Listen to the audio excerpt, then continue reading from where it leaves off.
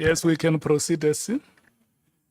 So, Mr. Nkabinde, can we assume, given the background that you sketched to us before the short adjournment, and your intermittent interactions with Minister Mchunu, really about nothing? Can we assume that when approached by him to apply for the post, that you were surprised? You're not, yes? Yes, I'm saying I was surprised that because me and him, we never talk anything of employment, even when he was in the previous portfolios. Yeah. I never seek even any employment from him. Now, I was surprised. I would think that you would agree that the reason why, in terms of the executive handbook of ministers, I think it was previously referred to as the ministerial handbook, that the appointments of a post, especially at this level, chief of staff, is really left to a minister's discretion. It's because inherent in that position is a trust relationship between the relevant minister and the chief of staff. You're the head of that office. You will know everything that happens in that office.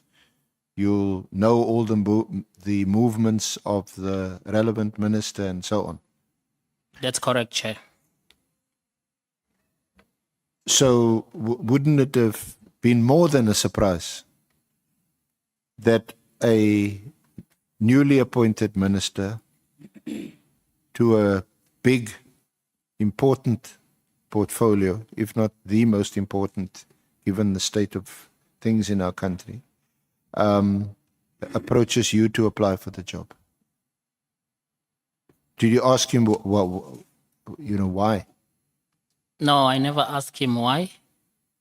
I avail myself, and by the fact that I qualify, and on that as well, how I left public sector, it was not in a pleasant moment. It was because of the fight I had with Mr. McBride. Yes. So this was an opportunity to go back to my passion as a public servant.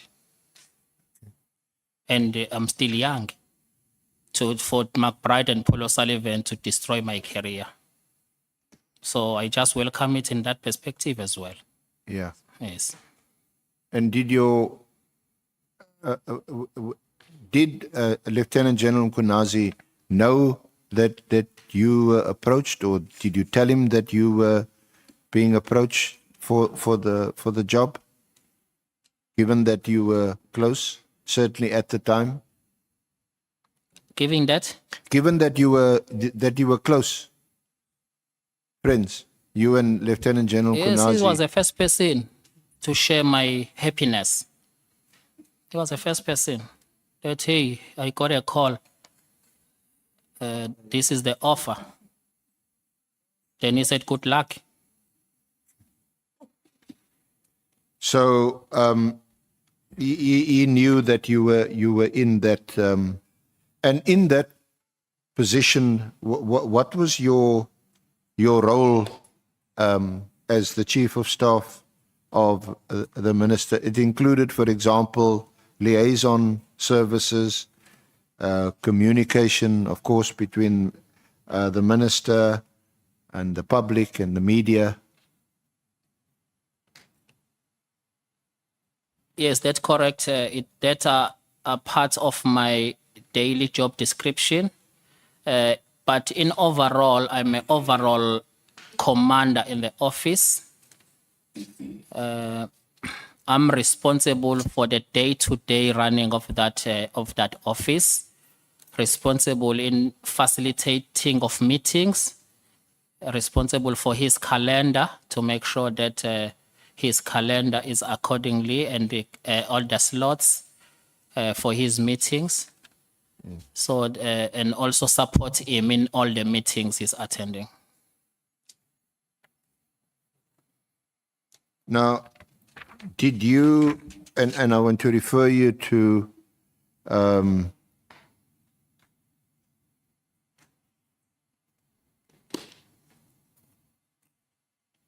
I want to refer you to paragraph 78 of your affidavit, where you confirmed that you knew who Brown Mogotsi was, and that the minister too knew Brown Mogotsi from the Northwest. Lieutenant General Nkabinde sent Brown Mogotsi's number to me, and I confirmed that it was indeed Brown Mogotsi's number. So the question is that you would have facilitated meetings between the minister and other ministers and members of the public, including Mr. Brown Mogotsi. That's correct, sir. So just tell us, what did you know about any meetings between Mr. Mogotsi and Minister Mchunu? Since I joined ministry office in August, I only recall one meeting which I facilitated between Minister and Brown Mogotsi, who in turn arrived with several other people, 4 or 5 of them.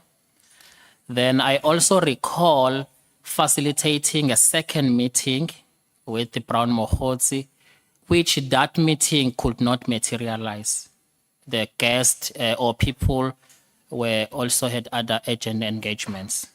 Then I had to cancel that meeting. So that, since I joined, that are 2 meetings, then I can recall. Now you say, I'll come back to those meetings, but you say at paragraph 80 that you personally got to know Brown Mogotsi during your position as Chief of Staff. It appears to indicate some kind of ongoing, continuous relationship between you and Mr. Mogotsi. No, in facilitating those meetings, Brown Mogotsi had to know my number and I have to know his number, because now I'm facilitating. Minister gave me Brown Mogotsi's number for me to facilitate with Brown Mogotsi. Then in turn, Brown Mogotsi ended up knowing me. So that's how I get to know Brown Mogotsi. Did you say, or did I hear you, that you said the minister gave you Brown Mogotsi's number? Yes, I did not know Brown Mogotsi. It was like any other guest that the minister will want me to facilitate and give me details of that guest to make sure the meeting will take place, to make sure I also create a slot for that meeting. So you personally know of one meeting that you facilitated between Yes, I Mr. only know Mogotsi 2 meetings. One, the other meeting could not materialize. And in the one meeting that did take place, were you present in that meeting? No, I did not enter in the boardroom. So on what basis did you get to know Mr. Mogotsi during your, and I'm quoting you, during your position as Chief of Staff, other than getting his number from the minister, other than facilitating 2 meetings, one that took place and another that never took place? What I can give in summary, Chair, because when I need to facilitate a meeting, in some instances, I will be given a purpose of the meeting, so that when I engage with a guest, I will brief him why the minister wants him. If my memory serves me correct, during that time, we were having a huge challenge in Northwest steel fontaine mining, Zamazama thing. During that time, there were these illegal miners that were trapped underground. So by the time Minister said, can you contact this comrade? He's from Northwest. If he can come with a few local leaders. We were planning to go to Stilfontein. Then he want to meet them to get a sense of what is going on in Northwest and so forth. But that was a sense of how I facilitated that meeting, of which Brown came with 4 or 5 other people, but I could not enter that boardroom. I was not part of that meeting.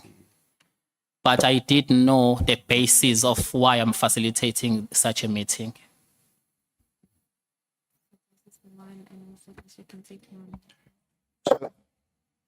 I just want to refer you to a WhatsApp message that Brown Mogotsi sent you on the 31st of January, 2025. Where is that message, Chair? Sorry.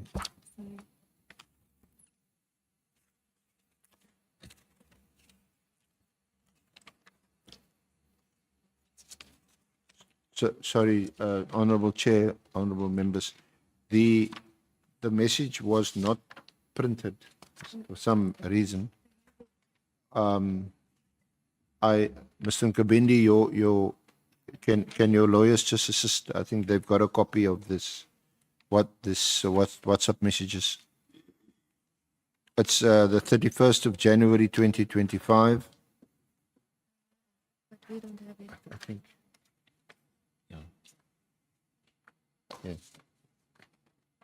It's at page 71 and 72 of an additional bundle that was handed to the honourable committee members. Do you have it there, perhaps?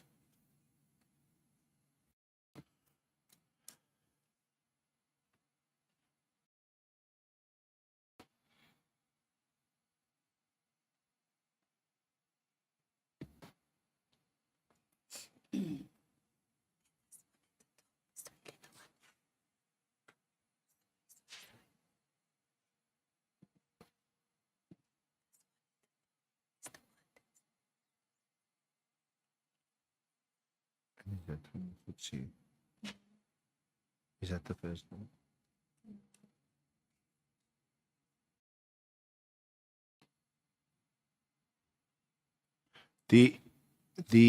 On what page would that be? In that they have. The first WhatsApp would be at 12:34 from Mogotsi. It appears to. It's on that page 71 on the top here. You'll see there Brown Mogotsi, Chief of Staff. Is that addressed to you? Which message, Chair? The Which first message? one, the first message on page 71. I think you said 12:34, but I don't. No. think- I'm. Have you first- got the top- 71? Page 71. The first message. Yeah. Now. Can we just work from the top, That's it. if you don't mind?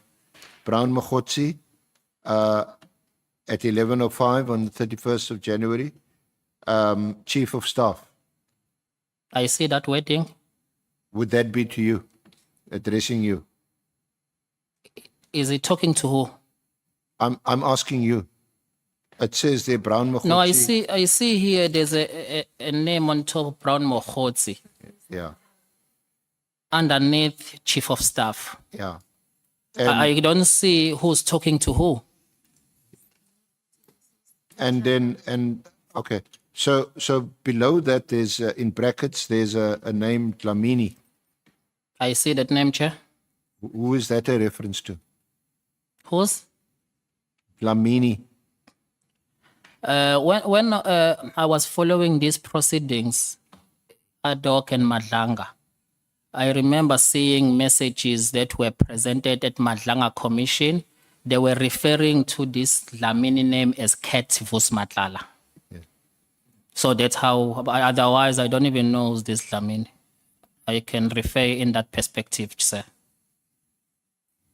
Yeah, thank you for that response. I wasn't going to put it to you, so that you confirmed that that was a reference to Katmatlala, this Dlamini. Yes. Then he says, please arrange meeting as soon as possible. I think they're escalating the matter to him of non-performance, or rather let me meet you and you will explain it to the minister. Now that minister is a reference to Minister Mchunu. So is Dlamini talking to who? This is an exchange between Between who and who? Mogotsi and Matlala. And this is in relation to the tender. It appears to be a relationship to the Tswani tender, which was subsequently cancelled. If you don't know about it, you Yeah. don't need to. No, I don't know. Yeah, I was just comment. wanted to Yeah. understand who's Yeah. talking to who. And then SC, the next. just a moment. Let's take Honorable Namval. Yeah, thank you, Chair. Mr. Nkabinde, no, I just want to make sure that I'm following you correctly. The other members who were with Mogotsi in a meeting that materialized, did you know them? No, Chair, I did not know them. It was the first time. Because I've just seen here in your statement that you are saying they were ANC comrades. So how did you know that they are ANC comrades? It was in reference when I'm facilitating a meeting with Brown Mogotsi. Then he referred that I'm not coming alone. I'm coming with other comrades for me to arrange how many people are coming. So by him referring to his companion that I'm coming with other comrades and So- coming to see Minister Senzo. So Then did I did- assumed that it could be other ANC comrades. So it did not mention that he's coming with ANC comrades. No, he did You not. assumed. I assumed by then when he mentioned comrades. Okay. No, Yes. thank you, Chair. Thank you, Chair. And when was that meeting? That meeting will be, I'm under correction, Chair. It could be between October, November. Why I'm not certain, all my information with the exact information will be on my gadgets, and my gadgets were taken Oh, it's 2024, 2024, Chair, yes. around October and November. Yeah, I'm under corrections there, yes. Honorable Malem. No, sir, you can't say you assumed. You said, Minister said I must call Brown Mogotsi. He wants to meet with other ANC comrades so that he can understand what's happening in the area where they see illegal mining. That's what you said. The minister said to you, Mogotsi and ANC comrades. So ordinarily, I assumed there will be some debriefing by his own comrades in the area before he enters that particular place. So it can't be that you assumed. You were told that you must meet Mogotsi and other comrades of the ANC. Chair, I think I never said like that. What I said that Brown Mogotsi, if he could come with some other local leaders, he has never mentioned ANC leaders. By the time Mogotsi is saying, Chief of Staff, I'm coming with other comrades, then I said, oh, he's coming with other ANC comrades. And this was regarding the matter of Stelfontein. That's correct, Chair. The mining. Stelfontein is in Kenneth Kaunda district. I think so. I'm not too sure which district, Okay. but I know it's in Northwest. Around Potchefstroom, That's it. Yeah, we just pass after Potchefstroom. You not go too far. Is Kenneth Kaunda. Thank you, sir. So could there have been a possibility of other people from outside Kenneth Kaunda district? I'm not sure because even those people, I don't know them. Okay. Honorable Matthews. It's Dr. Kenneth Kahunda, Chair. I saw you in the library yesterday. I thought Doctor. you'd have a more, and we were talking about Dr. Northwest. Kenneth Kaunda Yeah, thank you. district. But outside of that, just to get clarity to Did this meeting take place at the private residence of the minister or at the office?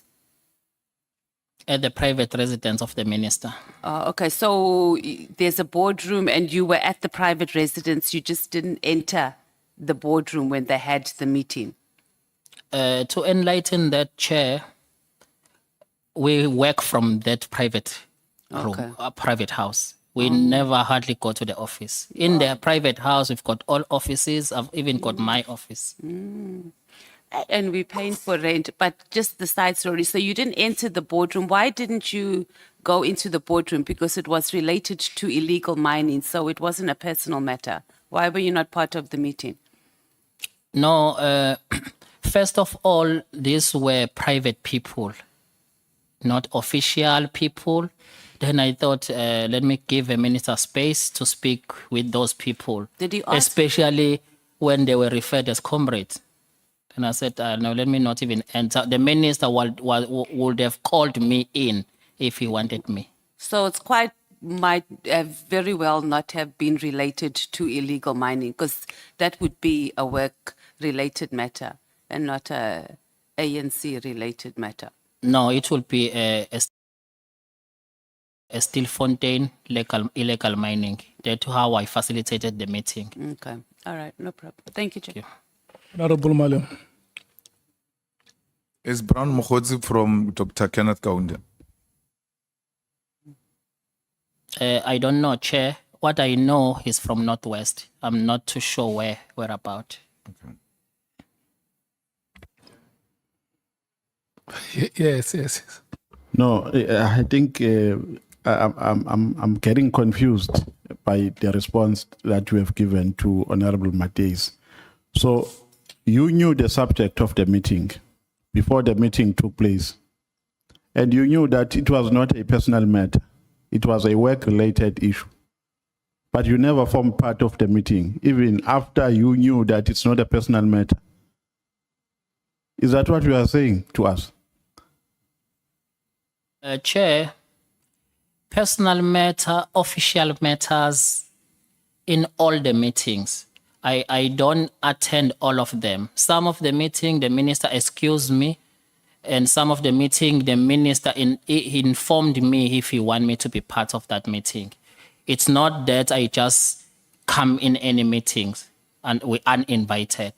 So the minister excuses you even on matters which are work-related. Is that what you are saying to us? He never invited me. Sometimes to he doesn't invite you. He just carries on his own on work-related matters. Is that what you are telling this Is that what you are telling this committee today? Yes, because even with the national commissioner, he will say that Cedrick, can you excuse us? No. Okay. It's all an right. official meeting, but you can excuse us. Okay. So I always respect that.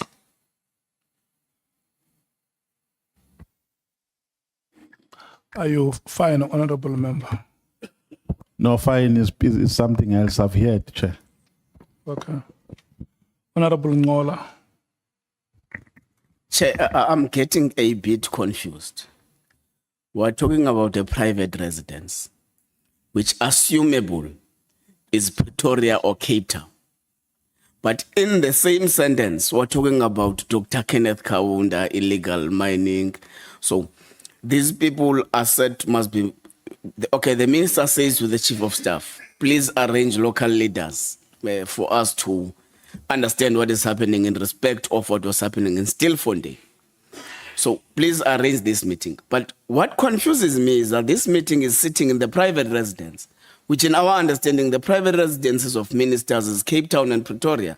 So I'm a bit, if the witness can enlighten us on that. You want to know where this meeting happened? Pretoria or Cape Town? It happened Pretoria, private residence. Yeah. Yeah, Let's do like this. Sorry, private residence or Yeah. official residence? Official, okay. Sorry, official residence. It's Pretoria and Cape Town. Okay, let's do like that. Do you want to make a follow-up, Honorable Ngola? Can I note hands? I see Honorable Sangono, Chief Whip. Okay. Honorable Skosana and Honorable Sols. Did you still want to make a follow-up, Honorable Sangweni? Okay, thank you. Honorable Skosan. Thank you, Chair. I just want to make a follow-up as well. The issue, because what he submitted was, and what he told us earlier, is that the meeting took place at a private residence.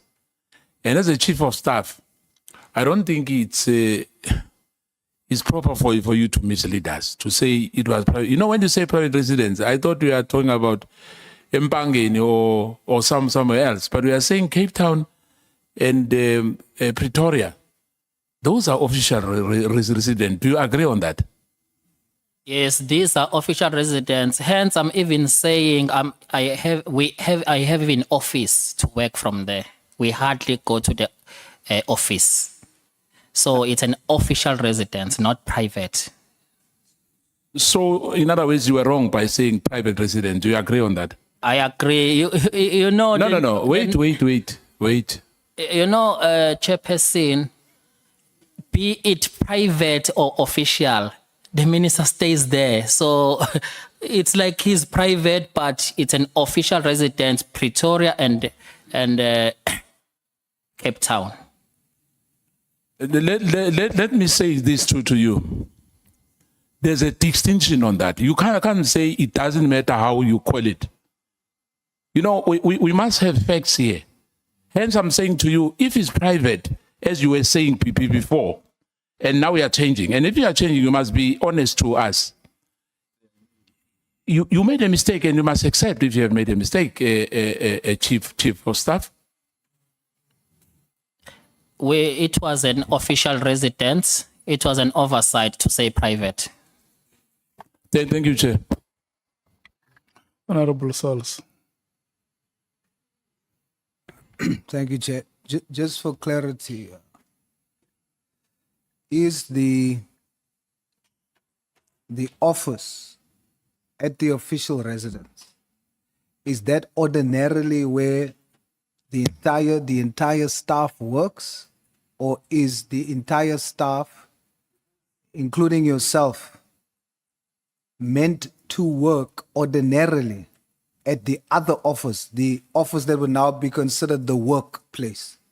So I just want to understand, was that an arrangement that is, it's not an ordinary arrangement, or is it ordinary that you work at the private official residence, or at the, let's, for the purposes of understanding, say the workplace, the ordinary workplace office? Must you work there or at the private official residence? I just want to understand. Thank you, Chair. The ministry is divided into two parts. There's a private staff of the ministry, and there's a full-blown support staff in the ministry. So all the staff, support staff, they are at the office. With a private, a small number, chief of staff, PA, where the minister is, we were there because we must be with him. So he is the one who prefers not to go to office quite often. Then we just follow him.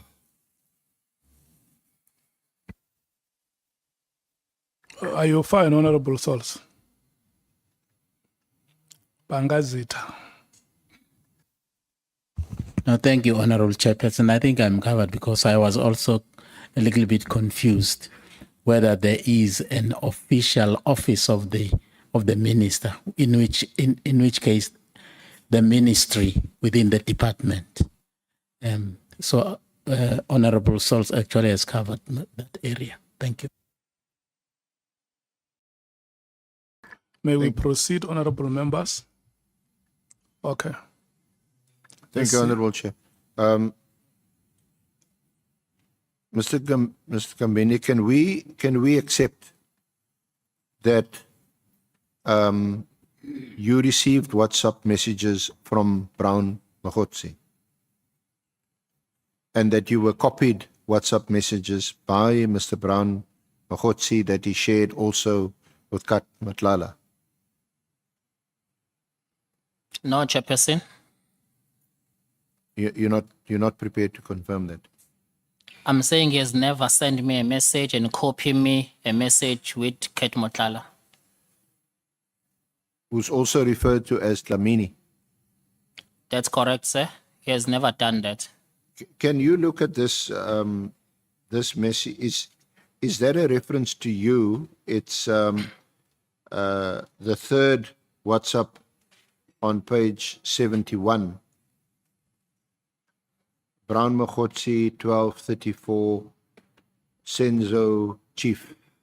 Is that your profile pic? It's not clear, Chairperson. The picture is not clear. How do you mean it's not clear? You're not able to enlarge it to see if that's you.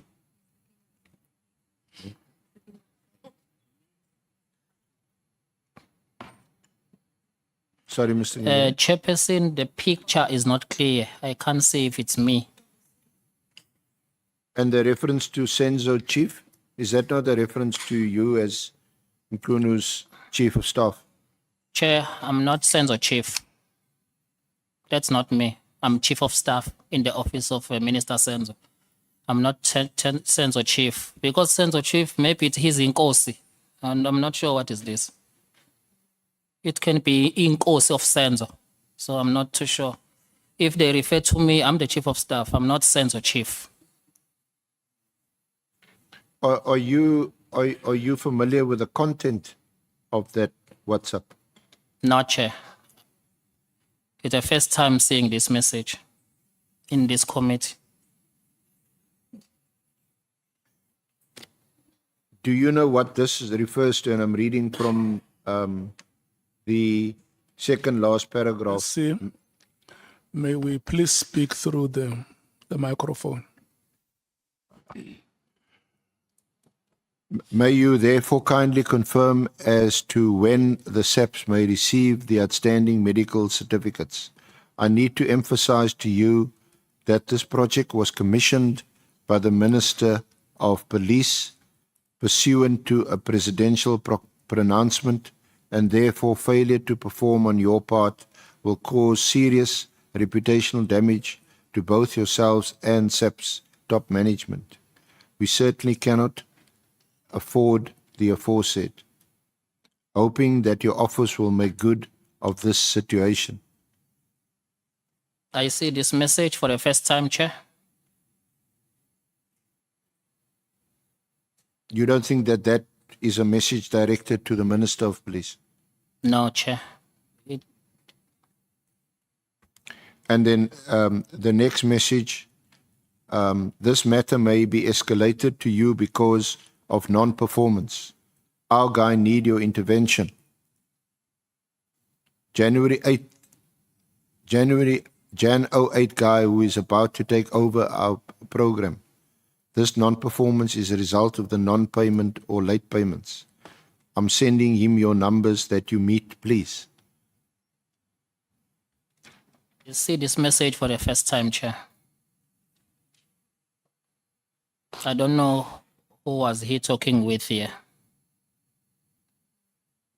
And later on, the message, Brown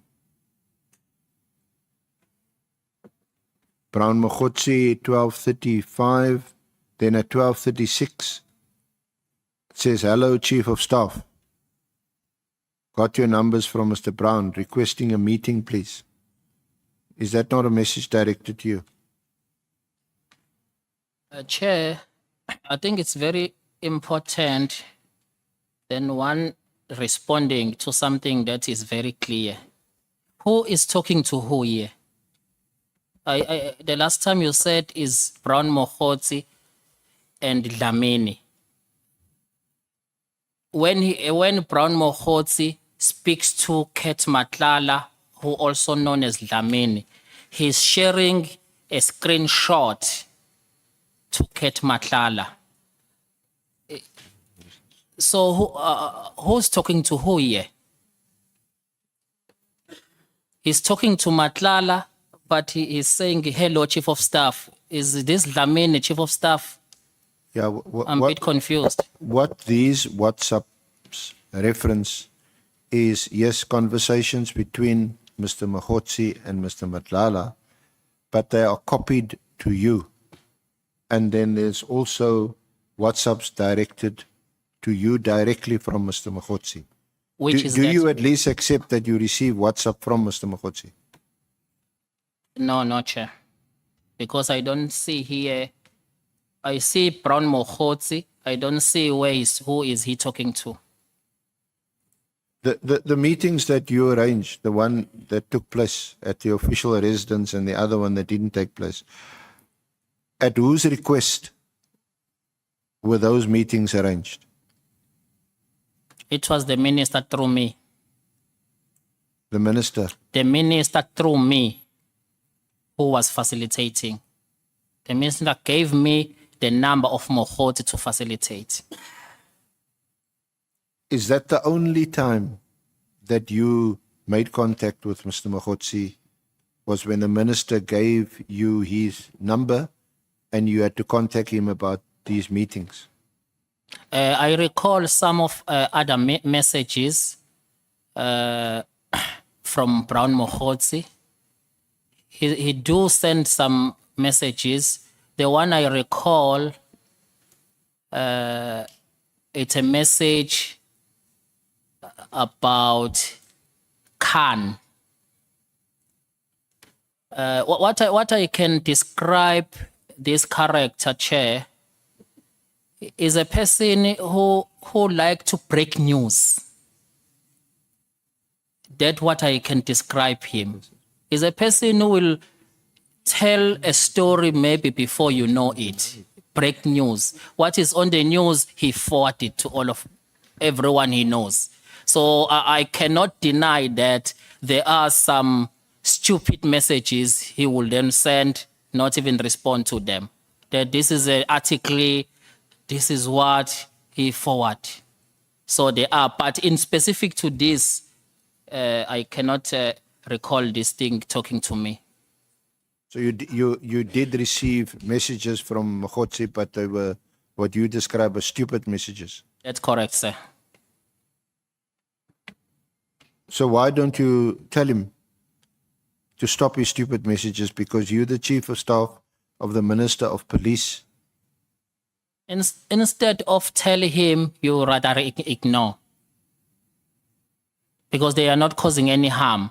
When a person is sending a news article, it's a news article. It's whether I want to entertain it or not.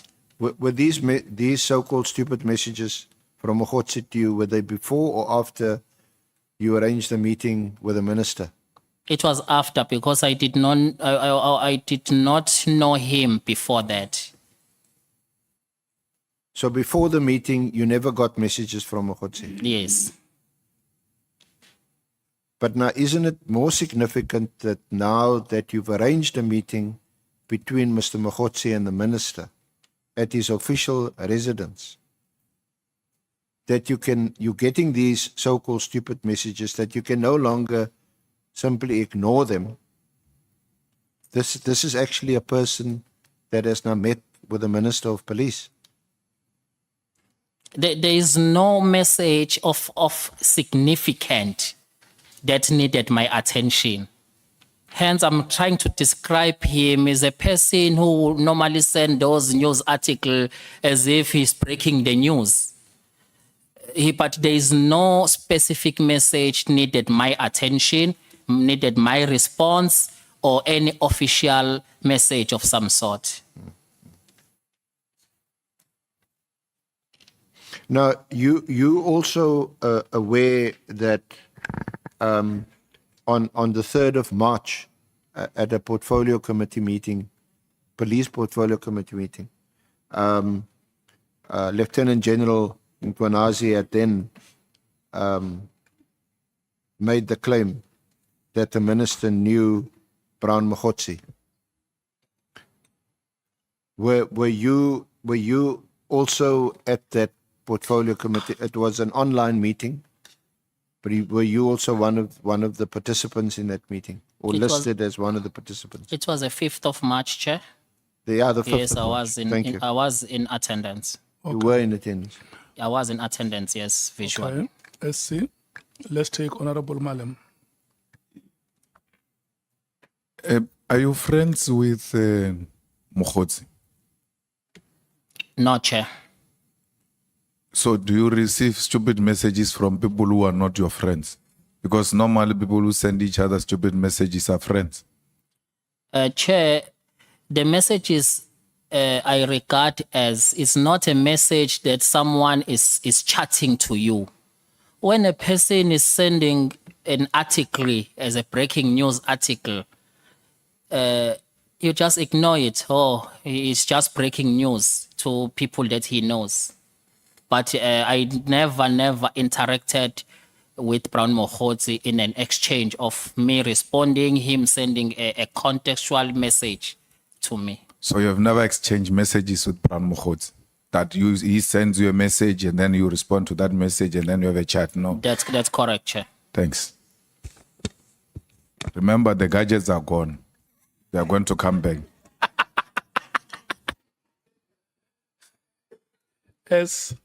SC, we may proceed. Thank you, Honorable Chair. Just one moment, Honorable Souls. Thank you, Chair. Just, Mr. Nkabinde, so are you testifying that this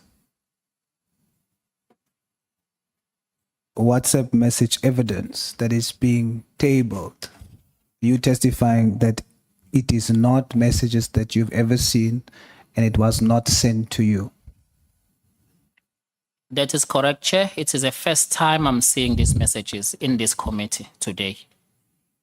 And just for understanding, SC, are you submitting the evidence to say that this messages is from Brown Mogotsi to Mr. Nkabinde? If so, I just want clarity on if the message on page 72, 31st of January, 1236, if this is tabled as evidence to say that it is a message from Mr. Brown Mogotsi to Mr. Nkabinde, is there a second Brown? Because the message says, "Hello, Chief of Staff, got your numbers from Mr. Brown." And then the name on top says Brown Mogotsi. So is Brown Mogotsi talking about another Mr. Brown? Just for clarity, Chair. Thank you.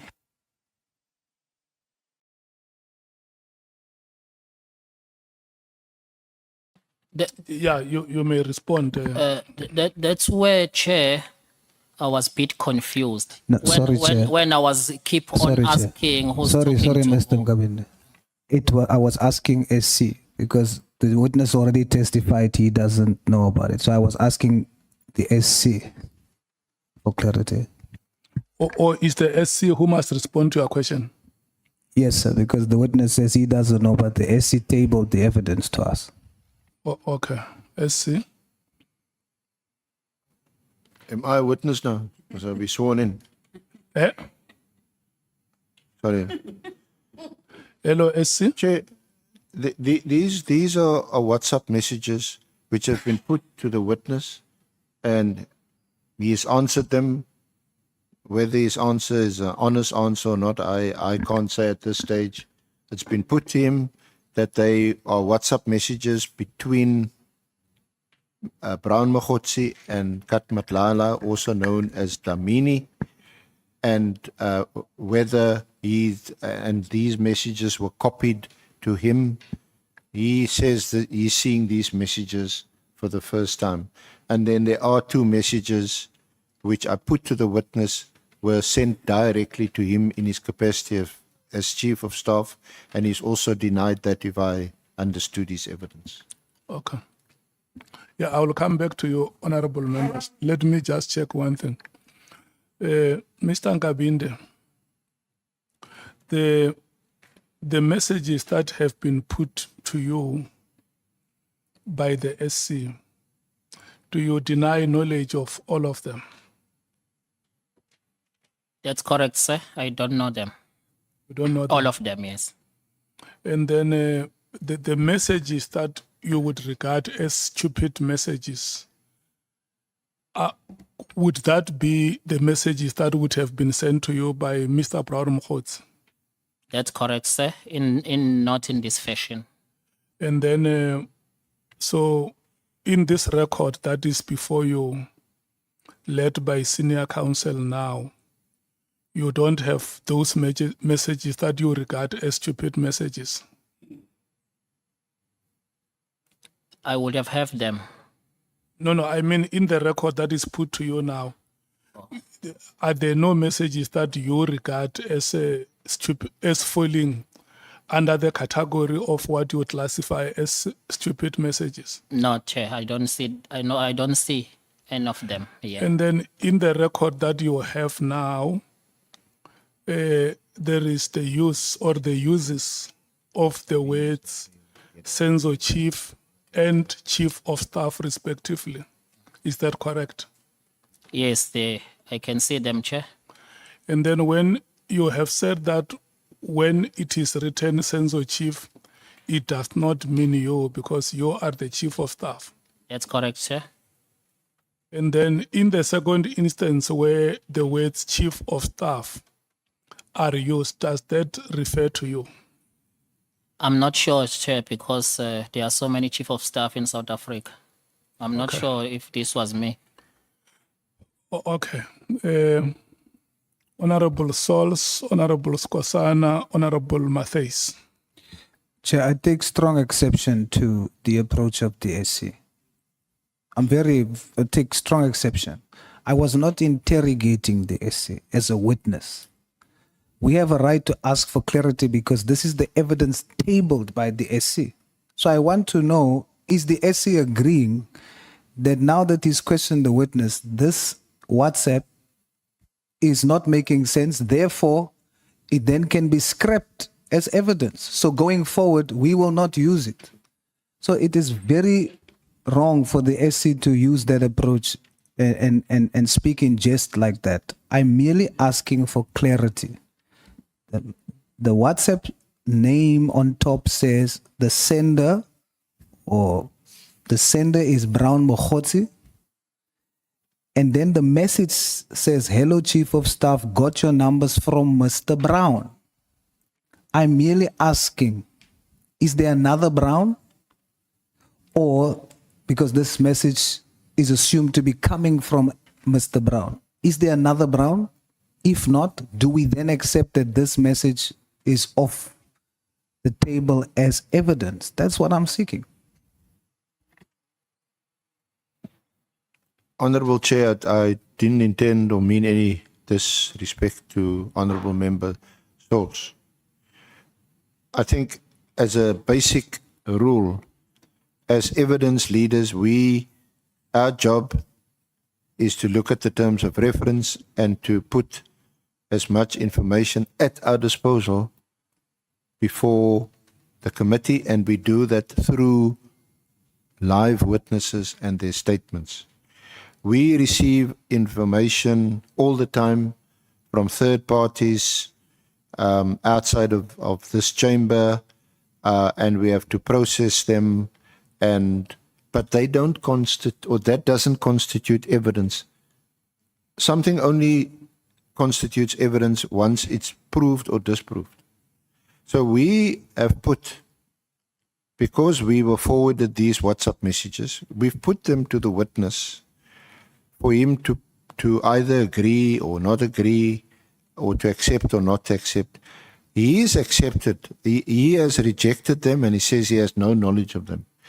That doesn't necessarily mean that we accept his response, because all of this whole inquiry takes place in the context also of other witnesses giving evidence. Minister Mchunu has given evidence about these WhatsApps.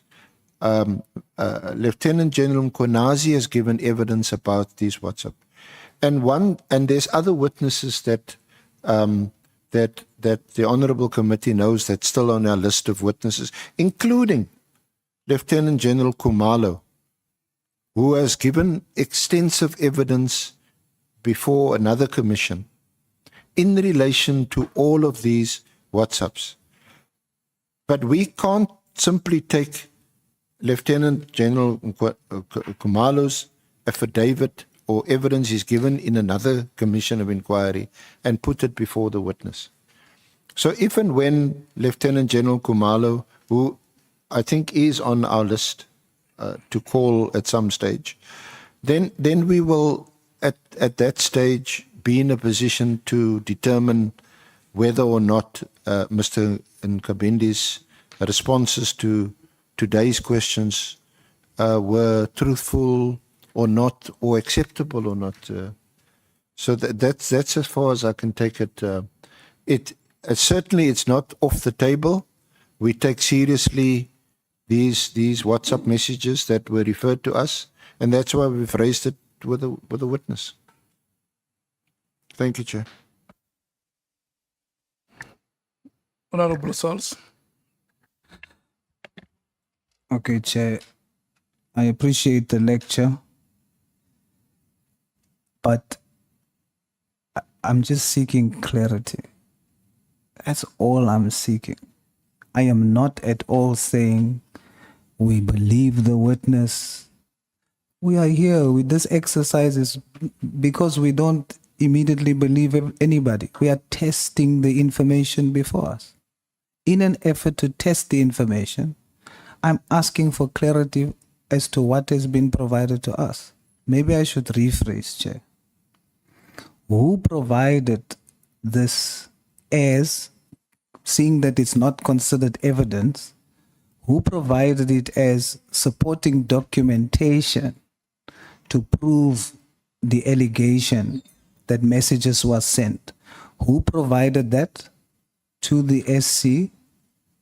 And then may the SC please just provide clarity whether he also sees the discrepancy that Mr. Brown is put as having spoken to the Chief of Staff, but he's speaking about another Brown. Is it the same Brown or is it a different Brown? That's all I'm seeking for. No one is defending anybody here. Yes, sir. Honourable Chair, I can't take it any further. Thus far, in relation to these WhatsApp messages, we've heard the evidence of Lieutenant General Mkhwanazi. We've heard the evidence of General Sabia, also where Mr. Nkabinde's name was mentioned in a WhatsApp exchange, and it's in that context that these messages have been mentioned and referred to in this inquiry, and it's in the context of the minister's directive that was issued on the 31st of December, and it's in the context of there being allegations, which this committee must inquire into further, of political interference, and that the reason for the 31 December directive, which we're still going to deal with, is an attempt to interfere in police investigations into some drug cartels, and the disbandment that was directed by the minister was a key factor in that whole chain of events. So where there's WhatsApp exchanges between what appears to be key players like Mr. Mogotsi and Mr. Matlala, and some of them lands up in the office of the minister, they become relevant. So at this stage, the only thing we can say is that when presented to us, these WhatsApp messages appear to be relevant to our inquiry. Our job is to put it to the witness. We've done so today. SC, I can't. let's do it this way. This is the evidence presented before us by General Mchunu. Is that correct? Yes, Chair. Yes. It's the And evidence. so you are using this evidence to test the allegations. Yes, Chair. To the extent that, Thank that you. it No, involves or it refers I to. think Honorable Souls wanted those answers. Is it correct, Honorable Member? That is correct, Chair. And then now that we know it is evidence given to support the allegations that Brown Mogotsi sent this message to the Chief of Staff. The Chief of Staff is the witness now and says, I have not received any of these messages. So we know that the witness claims that he didn't receive it. Now I'm asking the SC, which is doing well now, one more step, then we're done. Clarity on when he saw this evidence submitted to him, which he says he considered relevant. When he saw that WhatsApp message, is there a question like I have a question? The sender is Brown. The content of the message speaks over Mr. Brown. Is it two Browns or one Brown? If it is the same Brown, did Brown send a message to himself? If so, do we keep this as evidence or do we question it? I hope that is a bit more. That will only be known when the SC would have concluded questions. Let me remind you, for instance, when he started, the witness says, where you speak about Senzo Chief, I'm not Senzo Chief, it may be referring to an Inkosi somewhere. I am the Chief of Staff. And then where a message bearing the Chief of Staff appears, the witness says, I am not the only Chief of Staff. It may be another Chief of Staff in another department or another person in South Africa calling himself or being referred to as a Chief of Staff. So what we should do is to allow the probing, and we may reach a point where the SC will then make a determination to what you are asking. Allow me to move to Honorable Skosana and Honorable Matthews. Thank you, Chair. Honorable Nomvalo will be the last. I heard him saying that perhaps it might mean a chief, somewhere traditional chief. Sometimes comrades call each other chief. You know that, Chair. I'm not sure whether the Chief of Staff as well, sometimes other comrades call him chief. But be that as it may, I wanted to find out the SC because I thought that there was a consultation with the Chief of Staff, Mr. Nkabinde. And all the submissions which are made before us, obviously, the legal team has already consulted with the witness. Now, what I wanted to find out was that our legal team, as the Chief of Staff, says that this is for the first time. In other words, it means we are ambushing him now by presenting something which he doesn't have any knowledge of. But the veracity of that will be proven at a later stage, whether it's true or not true, that these messages, these WhatsApp messages, definitely comes from, it's between the conversation between Mogotsi and the chief of staff. But my last one to you, the Chief of Staff. Did the minister instructed you or ask you to speak to Brown Mogotsi? Or it was only your initiative? Because you explained about the private, official residence earlier. Was it for the first time you ever spoken to Brown Mogotsi when you said that there was a meeting and you did not participate? That is correct, Chair. It was the first time I did not know him prior to that. Look at me, Honorable Scosa. Are you fine? Okay. Honorable Matthews. Respond on that, whether the legal team did present the evidence before him before he came in here. Thank you. SC.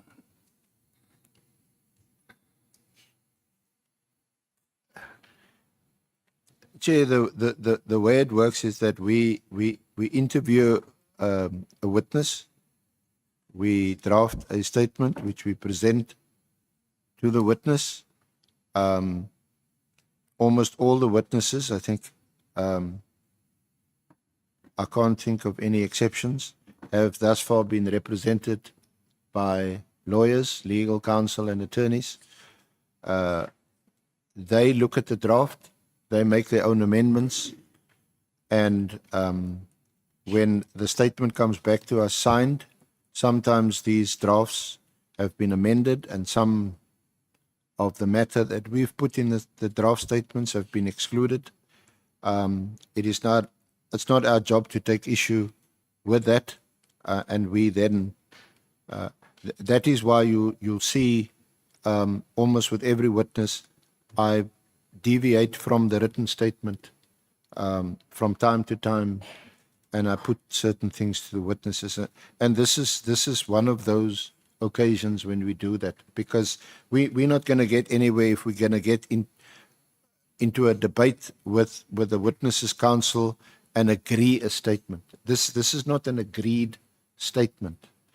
And as far as the WhatsApps are concerned, we have made available to all the witnesses the written statements of Lieutenant General Mchunu, Minister Mchunu, all the witnesses that have appeared here before. And in those statements, there are extensive references to these emails. What we have done today is just to highlight one that, in our view, was specifically directed to the Chief of Staff. No, so it might be, I don't take issue with Mr. That is Nkabinde. adequate. That is adequate, SC. Yeah.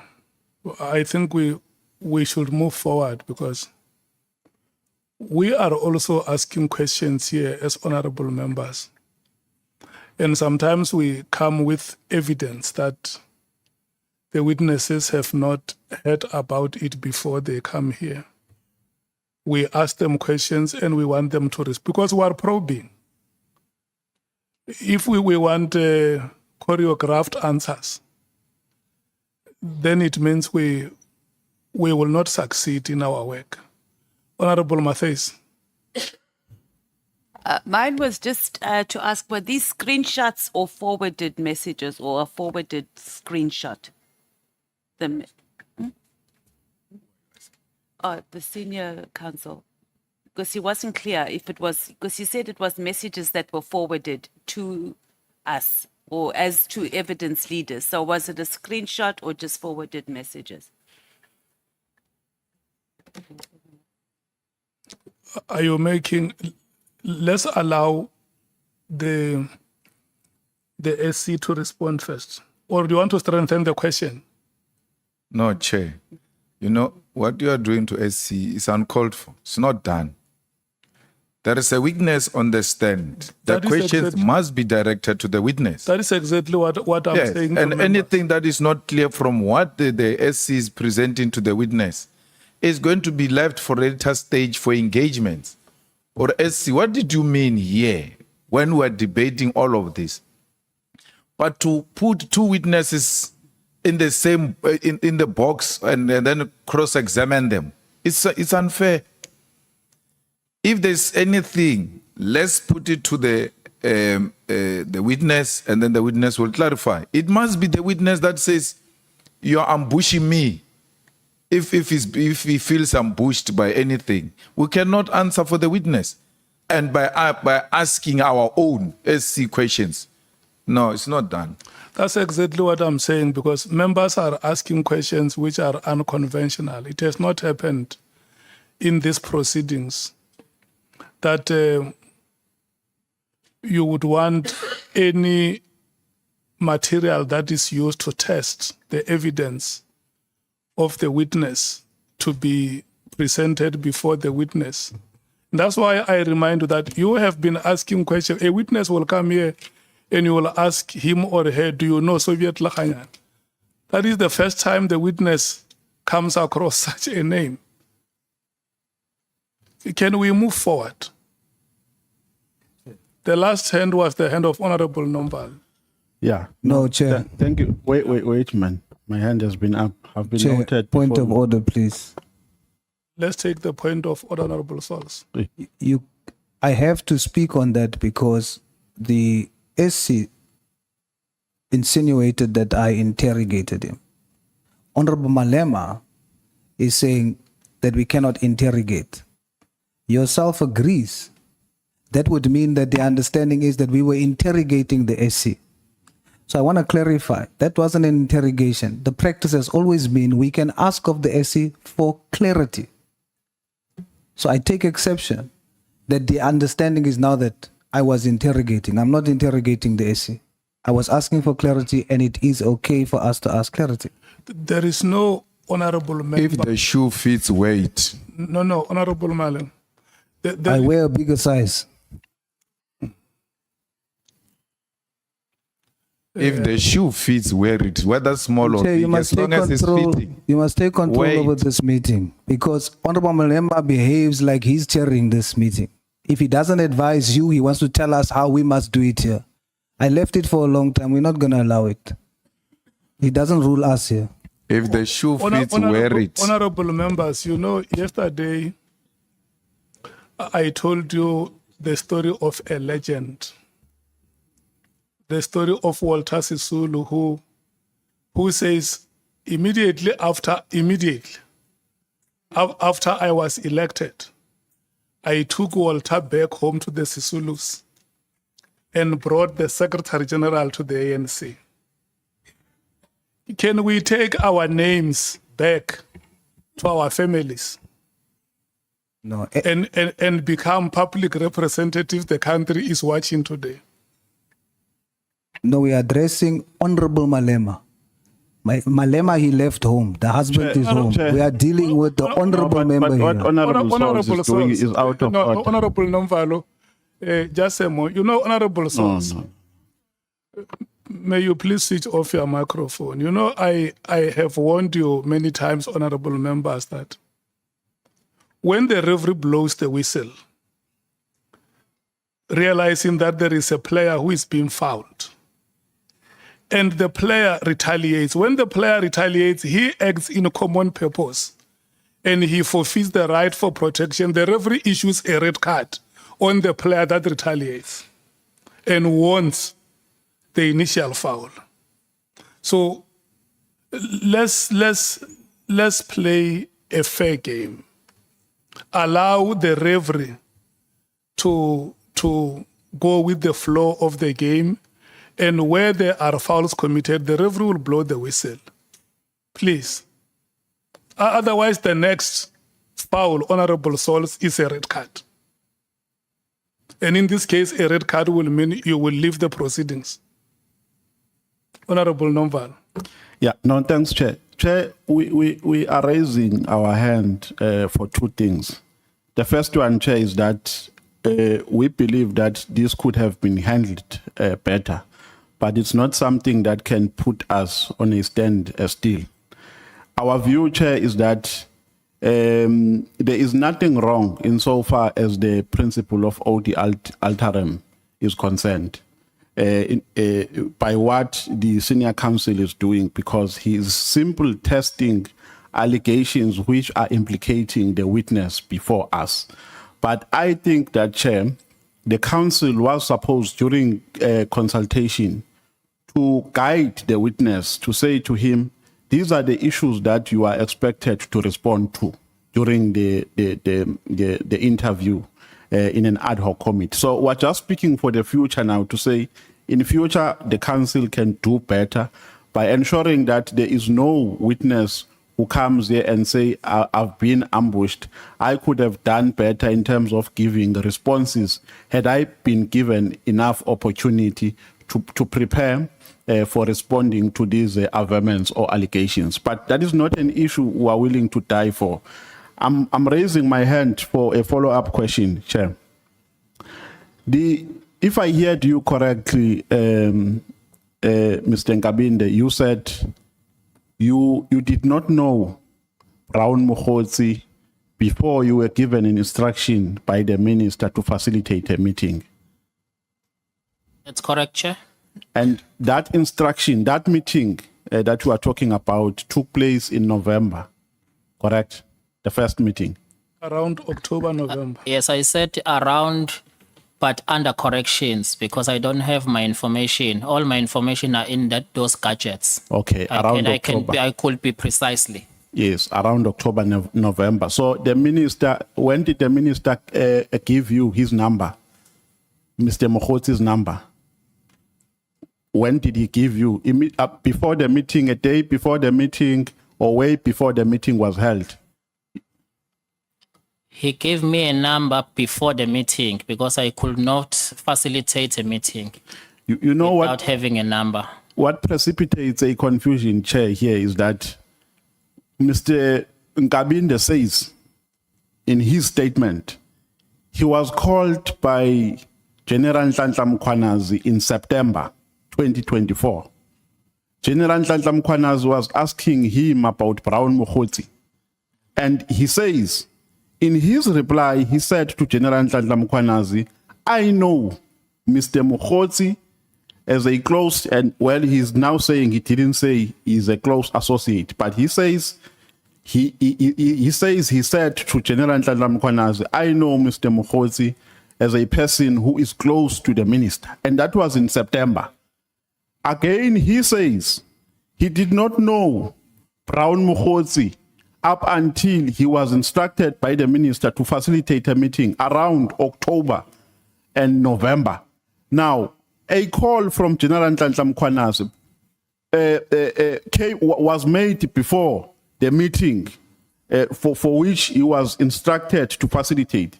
So that's where the confusion is. I think there's a lot of contradiction that the witness is making.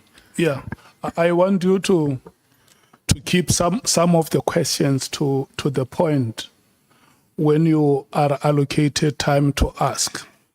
Just two things. At the time, General Mkhwanazi requested you to facilitate a meeting between the minister and Brown Mogotsi. Did you have knowledge of the person called Brown Mogotsi or his contacts? No, Chairperson. You did not? Yes. He did not know him at that time? And Chair, if I can clarify with the confusion. The confusion is caused by me not having my gadgets. Hence, I'm not sure when was that meeting. Yeah. Because remember, when these things happened, you wouldn't know there will be an ad hoc committee. So you will only refer back to your gadgets and calendars and your information. Okay, Thank you, Chair. Let's keep it this way. Before that October-November meeting with the locals from the Northwest was arranged, you did not know Brown Mogotsi. I did not know Brown Mogotsi. And you did not have his numbers. I did not have his number, You Chair. only had his numbers for the purpose of arranging that meeting. That's correct, Chair. Thank you so much. Honor, are you fine? The answers that you wanted to get, you got. Yeah, no, I've just heard being fine is something else. I've just heard the answers, but I'm not fine. No, it's okay. Yeah, you will ask only one question, Honorable Ngola. We must move forward. Thanks, Chair. I think the confusion is actually extended to all of us. The more members ask, the more the confusion is extended. The witness is confirming before us that we got the number from the minister to arrange a meeting, which was October, November. But in the affidavit the witness submitted confirms that at the time when they visited Lusigisigi, he did receive a call from General Mkhwanazi, who later sent him Brown Mogotsi's number to confirm. So I want him just to clarify that part. Chair. Thanks. Can you refer him to the relevant paragraph and the date? Remember, It's paragraph 77. Chair. remember he doesn't have his gadgets. No, it has nothing to do with the gadgets, Chair. I'm saying in paragraph. Can you refer him to the relevant paragraph, Honorable Member? It's paragraph 77 of the witness statement. Yeah. It's not in the gadgets. It's in the statement he deposed. Yeah. He says, Jerem Kwanas did send the number and I confirmed. The only thing he does not confirm in paragraph 77 is the associate part. But he confirms everything Jerem Kwanas has said before this HOC committee. At Lusikisiki. At Lusikisiki. And when was that? That was September 2024. Yes. Yeah. Can you say it straight to the eyes of the witness? I'm saying it to him. And it does not need any gadgets. In fact, the minister himself confirmed the meeting in Lusikisiki, Mr. Chairperson. In September. Bangazita, you know Sorry, how Chair. much I Sorry. respect you. Listen, I accord you the respect that you deserve. May you please say what you want to say.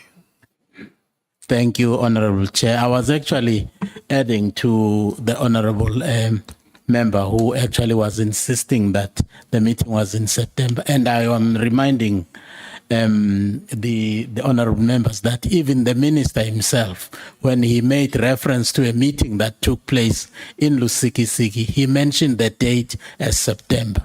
So the witness in front of us actually is correct in actually saying September. So now if there are any doubts, then I begin to question the value of the statement on which the witness has actually sworn. Okay. Mr. Nkabinde, what is your take on the Lusikisiki matter and the date of the 30th of September? Chair, guided by the 30 September, if that date is correct. 30 September, when I was in Lusikisiki, the meeting of Brown Mogotsi would have been happened before that. So the confusion of the date, it's actually that I'm not precisely of when was this meeting exactly, but guided by that, I can confirm that the meeting with the first meeting of Brown Mogotsi would have been on that day of a call. I can't be precise of the date. I was there. Lusikisiki. Yes, with the minister. Yes. Was Brown Mogotsi there? No, he was not there. Okay. Honorable Malem. And Chief Whip. Chief of Staff, is this affidavit your affidavit? Yes, it's correct. Do you confirm everything that is in this affidavit? It's correct. Did you have your gadgets when you were writing this affidavit? No, dates I was thumb sucking. So we are being given a thumb-sucked information here in front of the nation, and we must accept that. Because the simple thing should have been to the evidence leaders, I don't have my gadgets, and as a result, I'm unable to give you an accurate information because you are under oath. Some of these things are going to come across as being lies under oath because you didn't have the equipment. So this information written here is not worth the paper written on because it's thumb-sucked. Why should we proceed with these proceedings if you are saying you don't remember anything before or after? When you are caught, you change, it must have been before. Because here, paragraph 78, I confirmed that I knew who Brown Mogotsi was and that the minister too knew Brown Mogotsi from Northwest. Lieutenant General sent Brown Mogotsi's number to me and I confirmed that it was indeed Brown Mogotsi's number. This is a very serious detail which you can't just give if you don't make reference to anything at your disposal. You even give specific date You say 30th September. We struggle with our children's birthdays here. When you remember 30th September without facilities, and then you come and say, when it doesn't favor you, I don't have my gadgets. Therefore, I don't remember. But we have an affidavit which they are saying it was thumbsucked, Chair. Thanks. That is a sworn statement, and on top of it is the oath that has been administered here. Chief Whip, you will respond to the two. I'm taking the question from Honorable Malema and then the Chief Whip. Then we'll give you time to respond. Chief Whip? No, thanks, Chair. Good afternoon. I'm coming, Honorable Skosana. Yeah. Yeah. No, I think I'm partly covered by what Honorable Malema has raised, because my question primarily, Mr. Nkabinde, was to ascertain the basis upon which you were deciding on your sworn in affidavit to choose October, November. What were the basis? I understand that the catchers are not with you.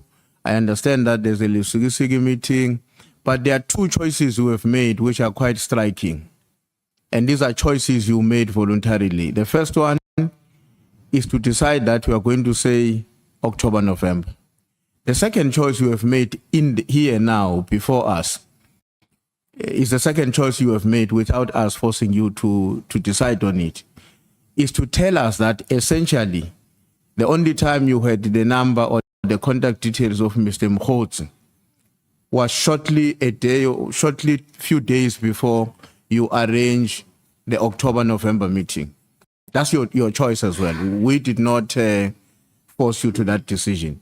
So my question is, what makes you to, I mean, the first one, why did you decide to place November, October, November? Let's start with the matters raised by Honorable Malema.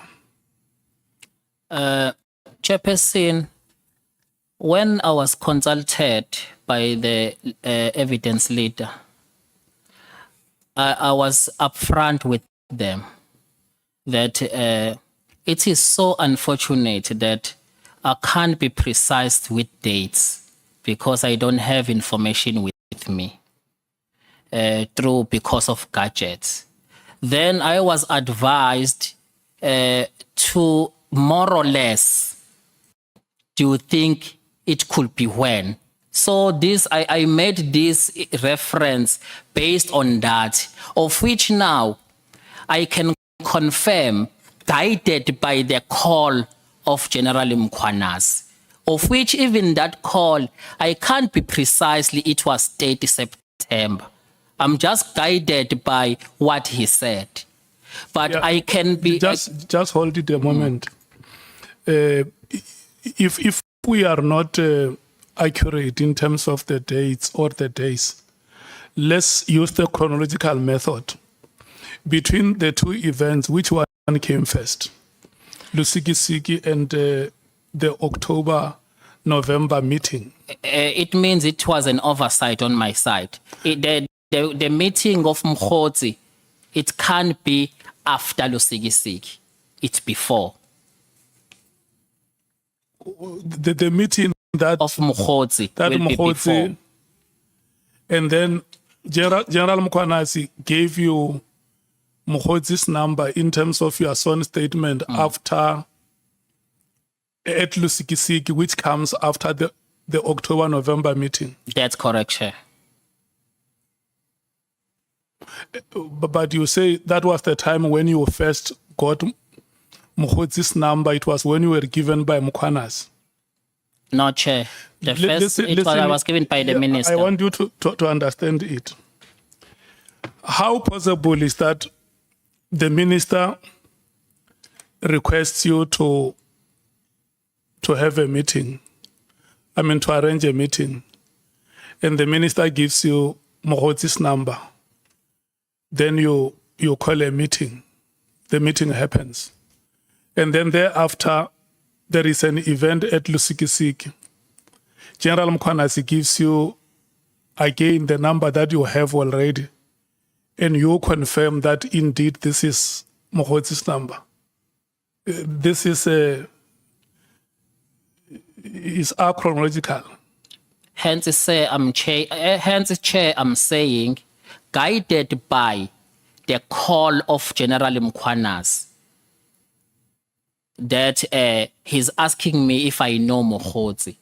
That will be after I got the number from the minister, and that will be after the meeting of Mogotsi and the minister, because there was no way I would have a number to confirm to Mkhwanazi without me having his number during of that meeting facilitation. Did both of them give you Mogotsi's number? Both the minister. Okay, between the minister and General Mkhwana, who was the first to give you Mogotsi's number? The minister. And then when General Mkhwanazi gave you Mogotsi's number, you already had it. Yes, I already had it. Then I had to confirm it. Why did you have to confirm it? Because you had already spoken to Mogotsi to arrange a meeting. No, General Mkhwanazi, it was on a different context. General Mkhwanazi was asking, do you know a person called Mogotsi? He said he knows the minister. Then I confirmed that, yes, we know that guy. Is this his number? He was further confirming. Then I checked that. I said, yes, it is his number. Okay, we have to do this. We are going to spend some time on this matter. I must just note, let me check first with you. The answers that have been given to your question, Honorable Malema, do you want to make follow-ups? No, Chair, we see, Chief of Staff, we were very serious, and you are under oath. You can't say, guided by Mkhwanazi's call, now you know that you actually received the number before that call. Because you are the one who's writing the statement. At paragraph number 6, you write about Mkhwanazi's call to you. And you even write a specific date. If you are guided by that, it should have guided you when you were writing it here. Because then you proceed at paragraph 80 to say you are now, for the first time you received a number is when the minister gave it to you. You get Mkhwanazi's thing on paragraph 76, which must now help you to remember when do I get this number. You still proceed to write October, even when you wrote Mkhwanazi's thing. You are deliberately misleading us. You are deliberately misleading us. And we need to put that, Chair, on the record. He's deliberately misleading us. It's a shifting goalpost. When he's caught, he says, hey, I can't remember. Oh, now I'm guided by Mkhwanazi. Mkhwanazi should have guided you when you were writing this. You wrote it on 76, and then you wrote the other one on 80. You read this affidavit. You wrote it, you read it. You then even confirmed that you understand what you wrote here. But what you wrote here contradicts exactly what you are trying to tell us. Can you accept that you are misrepresenting the facts here, and that you completely want to apologize, or to a particular extent even ask that you withdraw this affidavit and go and do a proper affidavit where you remember dates? Because this, once you start shifting it around, it's no longer the original affidavit. Once you start saying 80 must come before 76, then it's no longer the original affidavit before us here. You will have to go and do a new affidavit and then do a sworn thing and then come and administer oath properly, because this is a misrepresentation which you must not accept as a committee. What is your comment?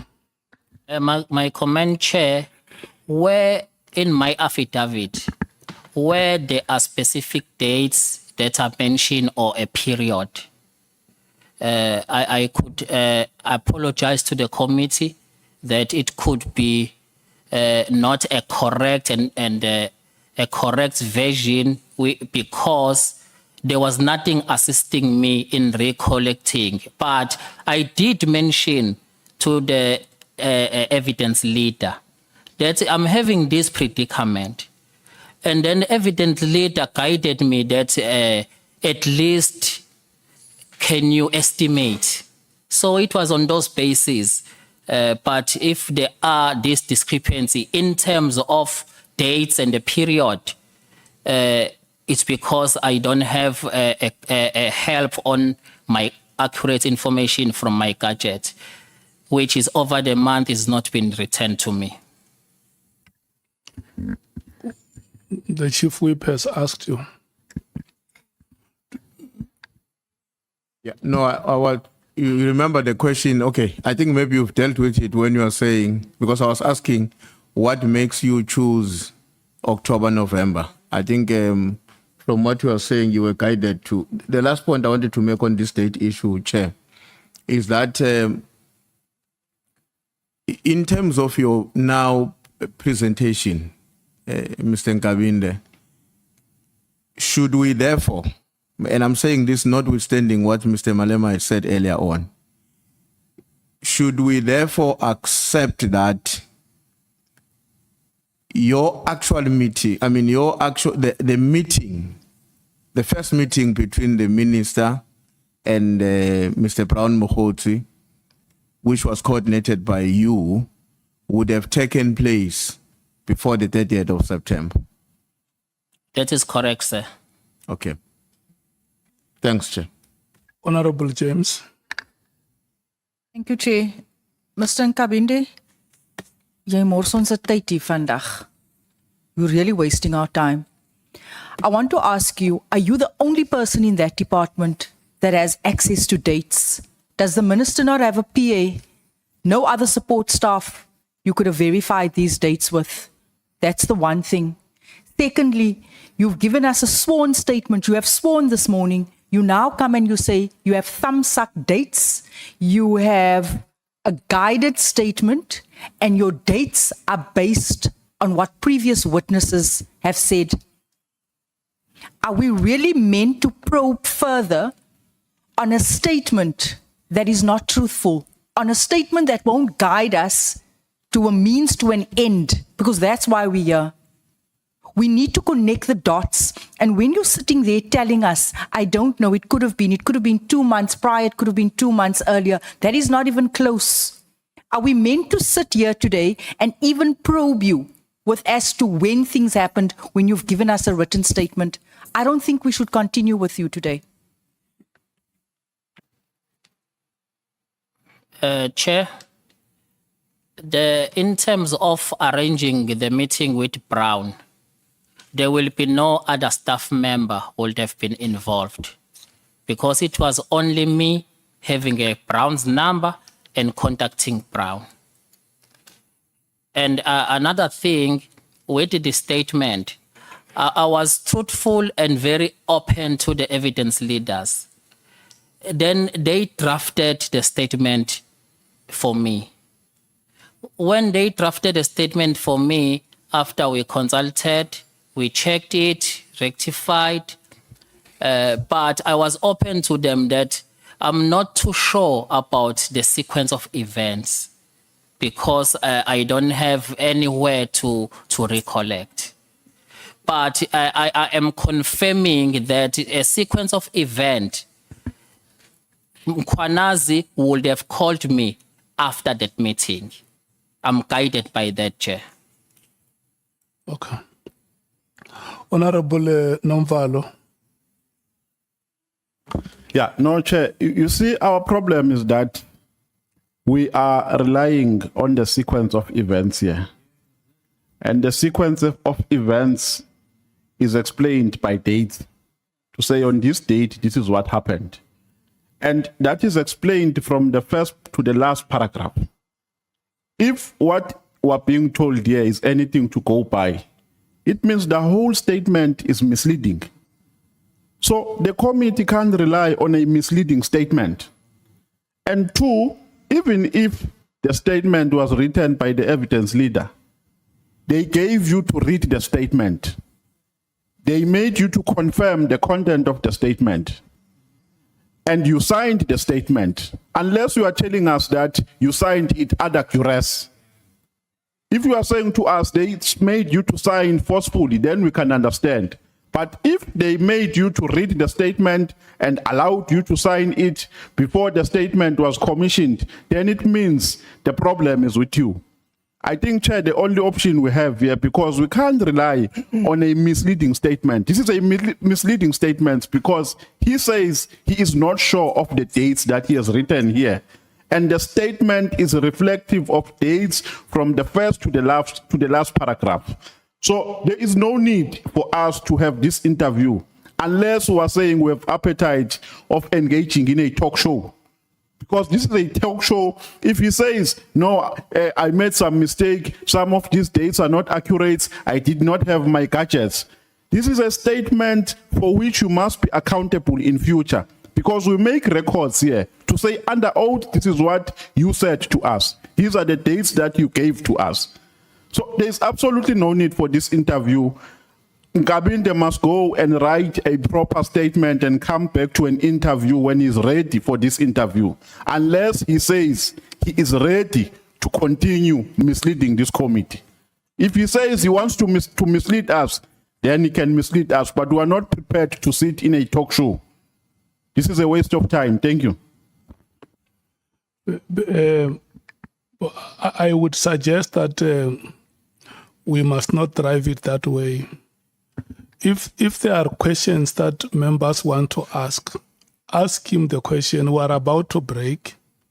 That is where members can make suggestions during break as to how they view today's proceedings. But for now, let's check if there is any matter that you may want to raise with the witness. Honorable Skosana. Thank you, Chair. The earlier, Chair, I've asked the witness, and perhaps I was misquoted, but I'm disappointed that I'm here again. I was sitting somewhere there, Section 194 Committee.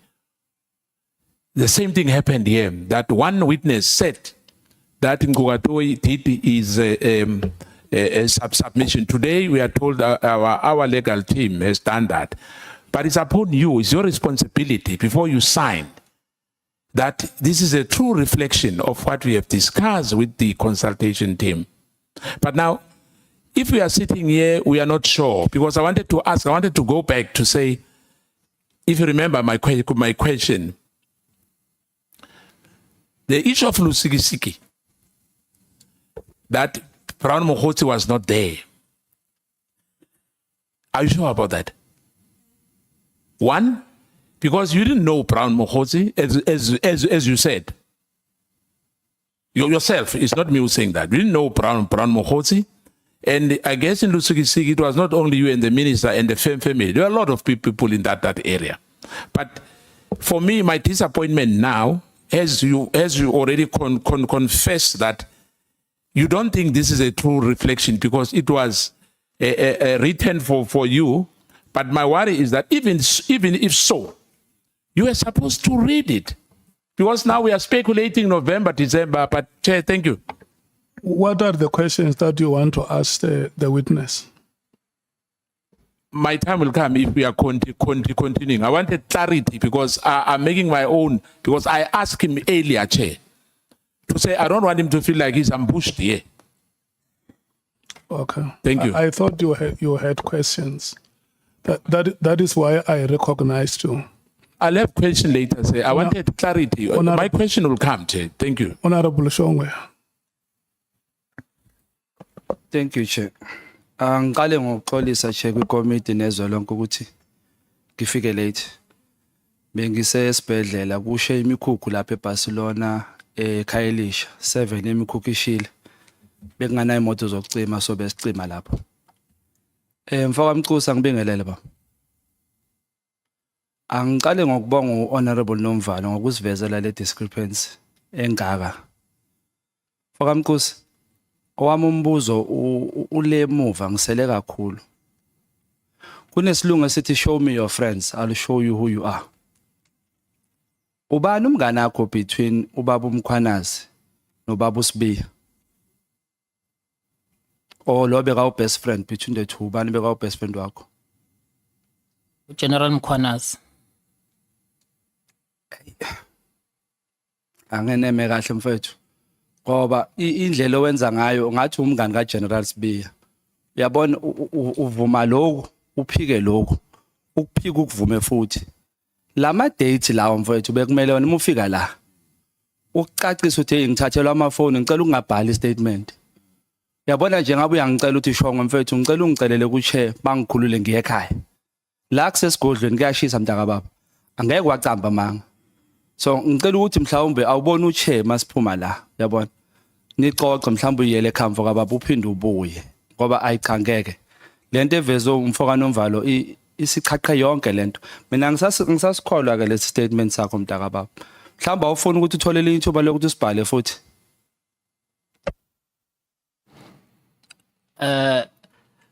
mekuza ngendaba zama date ngingakusho la ukuthi ama date angekho certain ngawo ngoba angirefer dawo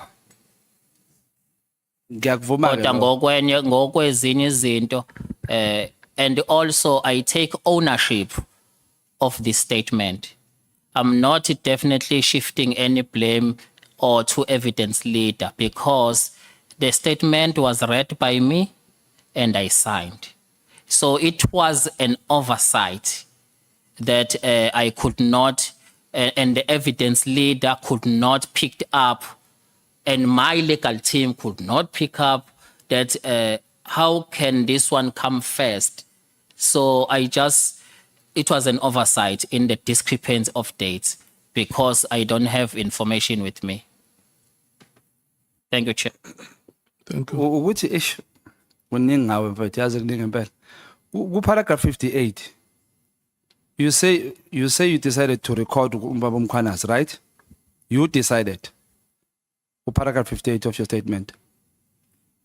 The same statement says ubaba Mchunu uye watshela wena ukuthi urecord. So ngizama ukuthi impendulo zakho ziyafana nezikababa uSibiya nezikababa Mchunu. Zihlukile ke nokuthi ngiveze ukuthi wena umngani kababa Mkhwanazi. Yabo uma ubona ubaba Mkhwanazi izwe liyamthemba. Indoda ethi mihle lapho ibuza ukuthi ubani igama ikuphendule leyo nto leyo. Ikutshela into eqinile ezwakalayo. Wena mfethu siseTharashishi. Sesibuya le Tharashishi manje angisazi sithini. Ngingakuceleli mfethu ukuthi sikukhulule ngempela cela mina ngikucelela. Ngiyakuthembisa ngizokucelela mfethu noma siqhubeke ngale statement. Siqhubeke ngale statement mntaka. Chair, do I respond? Yeah, you respond. On the first question on number 58, I've been not led on this one as yet for me to clarify why I wrote like this in terms of recording General Mkhwanazi. I'm yet going, if we're going to come to that, I'm yet to explain what happened. But with my statement, I take ownership of the statement, we can proceed. Bangazita. The Honorable Chair. And the last will be Ngola, who are going to take a break.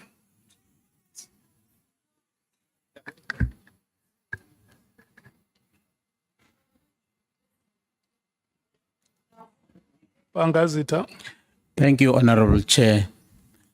I'm becoming more concerned when the witness actually says with confidence that we should continue with the evidence that he's leading, because we have lined up a series of questions based on the series of events that actually took place after the meeting that is actually generating a lot of discussion. There were issues in December, there were issues in January. We have dates coming from the witnesses that had appeared before us. Now, if the witness before us now is not going to be sure on the dates, what will then be the merit of, continuing interrogating him on the series of events that actually happened subsequent to November? And I did not want us to debate that matter. I wanted to check if you have questions that you want to ask him. Honorable Ngola. Thank you very much, Chair. Chair, I think I also form part of the members who reject the attempt to shift the blame on the statement by the witness. signed, and he does confirm that the information provided in the statement is the information he gave the evidence leaders. So I'm glad that he takes ownership of it. Chair, I want us to adopt for a little bit the court approach when there is a question of invalidity of certain provisions of a certain legislation. It does not wipe out the entire legislation, but point out that section so and so are actually unconstitutional and therefore declare those provisions unconstitutional. I want us, Chair, not to wipe out the entire statement, because the witness as well is on record saying, I take ownership of the arguments that are contained in the statement. So we have got paragraph 76 that talks about the Lusikisiki thing and the 30th. We have got paragraph 80 that talks about almost the same thing, the arrangement of the meetings in the October, November.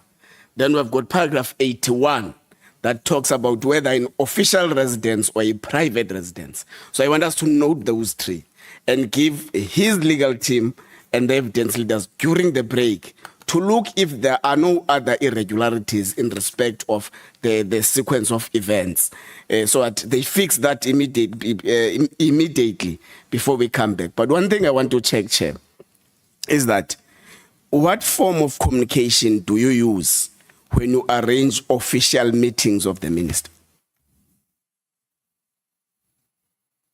It depends.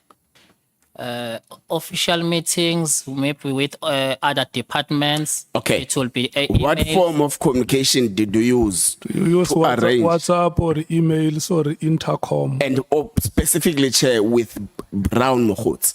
It was a phone call. It was a phone call. Yes, No Chair. emails, nothing. No emails. I don't I'm even asking, have Chair, it. was okay, Chair, let me leave it for now. I'm going to pursue it further some other time. Okay, Honorable Matthews, Honorable Malem.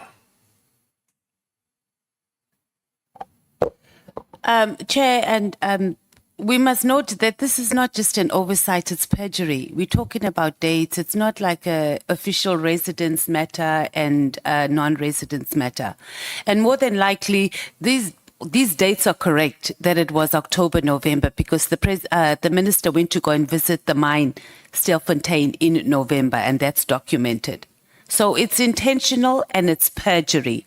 And as the EFF, we're going to go and open a case of perjury after this. Because if we are going to adopt the approach that we must take some sections as they do in court as, a mistake and an oversight, as we continue during this entire process, we are going to have to say, okay, this paragraph also, it was an oversight.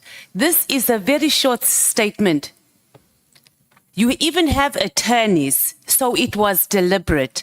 And it also speaks to another point that you are not doing a sworn statement to the Parliament of South Africa serious. How many other statements have you given in this country that were not serious? You just write things freely and loosely. It also talks to your credibility. You did an entire report about the IPID executive director. Can we take that serious if you don't pay attention to something between 5 paragraphs on dates and you have attorneys? It's intentional and it is perjury. And we must treat it that way, not just as an oversight. We're not talking about an official residence being confused with private residence. And we're going to have other witnesses come here not taking what they are doing here in Parliament serious and treating us like, oh, okay, we're not sure of the dates. And even in the statement also, it should have been noted, I don't have my gadgets, I'm not sure about the dates. If you didn't know the dates, you should know that. You've been in the industry or in the service since 2018. You don't take chances, and especially dates. No, it's perjury. Thank you. Honorable Malem. Chair, I hear your ruling, but colleagues, a man sits in front of you and say, I was thumb sucking this affidavit. He used that word. And then you still, if you take yourself serious, want to go on with an affidavit of being thumb sucked. He said it. I've thumb sucked this thing. October, November, and also, Chair, I want to put it on record, he's lying. October, November is the correct date. because that minister went to the mine on the 14th of November. Not in July, on the 14th of November. And then now he says, no, October, November. He's caught in a lie. He changes to be prior the call of Mkwanas. It's a lie. It's perjury. It's a lie. He needs to be arrested for lying to Parliament, lying under oath. So we can go on a break, but if you take yourself serious, a man sits in front of you and say, I was thumb sucking this thing because I didn't have my gadget. He didn't only speak about dates. He's thumb sucking because he didn't have his gadget. The best would have been, which is what one of the honorable members asked him to do. Can't you ask to be recused on a hindsight, Chief of Staff? On a hindsight, it should be you say, it looks like I made a mistake here. Let me withdraw this and then go and prepare properly and then make references. Because this information I'm giving you about minister being at the mine on the 14th of November is in the media. It's a public information. Minister being in Lusikisiki is a public information. It doesn't require a diary. You went there for people who were killed and all of that. So I'm appealing to you, members of the committee, that a man can't say to our, once I say I was thumb sucking, it means I didn't take this thing serious. Therefore, I don't take you serious. And therefore, I don't take the people of Republic of South Africa serious. Thank you so much, honorable members. I have heard your views. No, I've raised my hand, please. Yeah. Listen to what I'm saying. We are breaking now, and the members must remain. We are releasing the witness and his team for break. I want us to discuss something ourselves as members. But yeah, but it's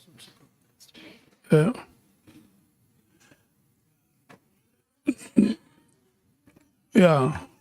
No. I'm not saying you must leave. The members must remain in the house together with the senior counsel. But Chair, I've raised my hand before you call for a break.